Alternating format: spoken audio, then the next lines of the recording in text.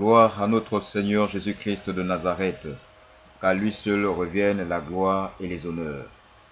Frères et sœurs, nation gabonaise, voici ce que le Seigneur Dieu Tout-Puissant, l'Éternel des armées, notre Seigneur Jésus-Christ, vous annonce comme un message.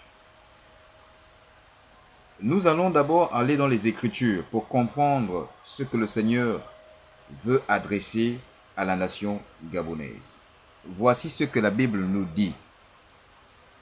Il s'agit là, dans l'histoire du pays ou du peuple d'Israël, lorsque l'Éternel parla à son serviteur, le prophète Ésaïe, pour le rétablissement d'Israël. De même qu'il a fait pour notre pays, le Gabon, le Seigneur est en train de rétablir notre nation. Il est en train de se réconcilier avec son peuple, mais aussi avec les autorités. Il est temps pour que nous, Gabonais, autorités, nous puissions prendre conscience de se réconcilier avec le Dieu créateur, l'unique véritable Dieu, le Seigneur Jésus-Christ de Nazareth. Voici ce que la Bible nous dit. Car l'Éternel aura pitié de Jacob, il choisira encore Israël. Est-ce à dire, le Seigneur n'a jamais abandonné le peuple gabonais. Il a vu et il a toujours vu les souffrances de ce peuple. Il a toujours été à l'écoute des cris et des lamentations de ce peuple. Mais les autorités avaient toujours les yeux et les oreilles fermés. Mais le Seigneur, qui reste l'unique et véritable Dieu, le Tout-Puissant, est capable de te rabaisser, il est capable aussi de te lever, et il est capable aussi de te lever et de te rabaisser. Il faut comprendre une chose. Quand le Seigneur parle au travers de ses serviteurs, que les autorités et le peuple soient à l'écoute de ce que dit la parole de Dieu au travers de ses serviteurs. Il choisira encore Israël et il rétablira dans leur pays. Les étrangers se joindront à eux et ils s'uniront à la maison de Jacob. Le peuple les prendront et les ramèneront à leur demeure. Et la maison d'Israël les possédera dans le pays de l'Éternel comme serviteurs et comme servantes. Il retiendra captifs ceux qui les avaient fait captifs. Écoutez bien. Il retiendra captifs ceux qui leur avaient fait captifs. Vous voyez que la vengeance de Dieu n'est pas semblable à celle des hommes. Le Seigneur, quand il veut t'humilier, même s'il t'élève, il te donne toutes les possessions de ce monde, les richesses de ce monde. Mais quand il veut t'humilier, il le fera. C'est pourquoi nous devons être humbles.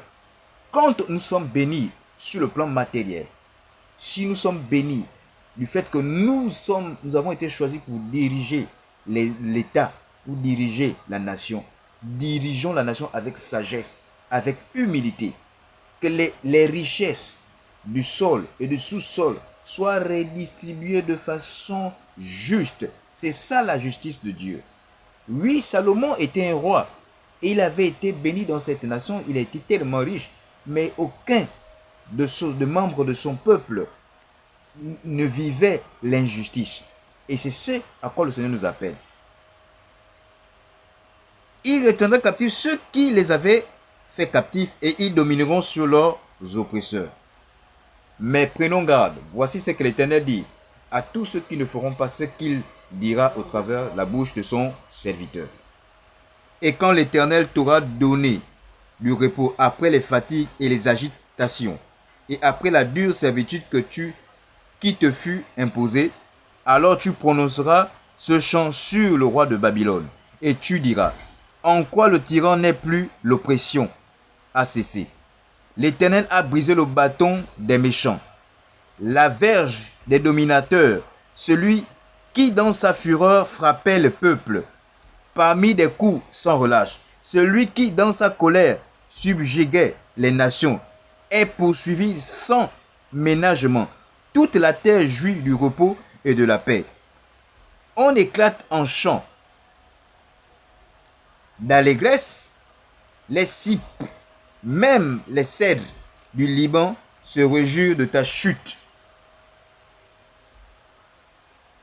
Dirigeants, gouvernants, administrateurs, toi qui es responsable dans une administration quelque part, qui a été nommé directeur, toi qui es certainement responsable dans une administration, une société, une entreprise. Voici ce que le Seigneur est en train de vous dire. Il vous avise, il vous avertit. Comprenons une chose, ce pays est un pays particulier. Il est au centre du monde. Pour ceux qui doutent que le Dieu Tout-Puissant n'existe pas, Seigneur Jésus-Christ, que la parole de Dieu n'est que du folklore, continuez à douter. Continue à refuter ce que disent les prophètes de ce temps, les pasteurs de ce temps, les apôtres de ce temps. Il y a des vrais et il y a des faux, mais on leur reconnaîtra par leurs fruits, dit la parole du Seigneur Jésus-Christ. Le Seigneur appelle notre nation, le Gabon, avant le dialogue national qui se tiendra. L'Éternel Dieu Tout-Puissant qui a entre les mains cette nation et qui a remis le pouvoir entre les mains du peuple, appelle la nation gabonaise, le peuple gabonais, les autorités gabonaises à d'abord programmer une journée de repentance avant le dialogue national. Nous devons tous nous repentir devant la face de Dieu, reconnaître nos faiblesses, reconnaître tout ce que nous avons fait, l'injustice qui a été manifeste. Parce que le Seigneur appelle maintenant à agir selon sa justice. Si nous ne le faisons pas, il a dit dans le livre de Ésaïe, chapitre 14, à partir du verset 3. Si nous ne le faisons pas, les conséquences surviendront, quel que soit le temps, quelle que soit la durée. Que le Seigneur bénisse notre pays, le Gabon, bénisse le peuple gabonais et bénisse les autorités de ce pays, ce pays. Les autorités dont je parle, ce sont les autorités actuelles, les membres du CTRI et le président de la transition et les membres de sa famille et tous les membres du CTRI et leurs familles. Et également les autorités administratives, les entreprises, les directeurs généraux des entreprises gabonaises. Ils vous appellent à la justice. Revenez à la justice. Donnez les chances à tout le monde. Revenez à l'amour. Revenez à l'amour du prochain, à l'amour de l'autre. Car celui qui a l'amour, c'est celui qui se sacrifie pour les autres. Alors le Seigneur, s'il nous a bénis, ce n'est pas pour nous, ce n'est pas pour nos familles, mais c'est pour d'abord les autres.